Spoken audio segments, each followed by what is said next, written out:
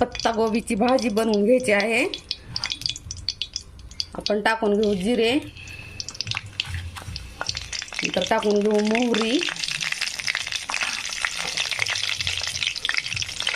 नंतर आपल्याला टाकायचा आहे कांदा। कांद्याला फ्राय होऊ द्यायचं।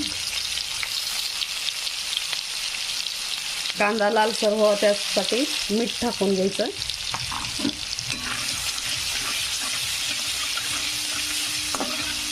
मीठ टाकल्यानंतर आपल्याला टाकायचं आहे टमाटर।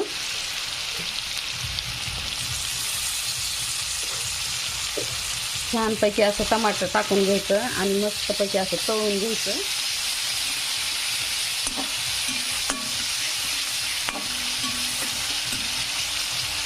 त्यानंतर आपल्याला टाकून घ्यायची आहे हळद।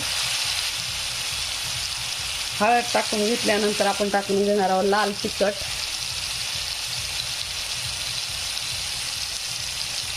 लाल तिखट टाकल्यानंतर असं हलवून घ्यायचं आहे आपल्याला। नंतर आपल्याला टाकून घ्यायचं आहे पत्ता गोबी।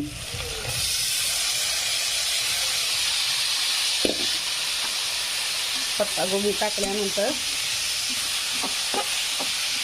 टाकायचं शेंगदाण्याचं कूट। शेंगदाण्याच्या कुटामध्ये मी टाकलेला आहे लसूण।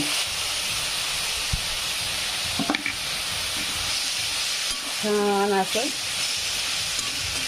10 मिनिटं वाफेवर ठेवून घ्यायचं आणि बंद करायचं।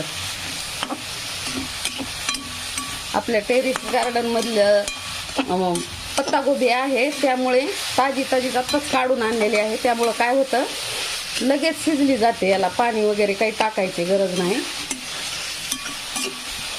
थोडंसं 5 मिनिट झाकून ठेवायचं, बंद करून टाकायचं।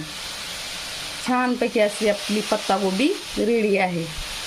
आवडली तर लाईक, शेअर, कमेंट आणि सबस्क्राईब करा। धन्यवाद। Bye bye, take care.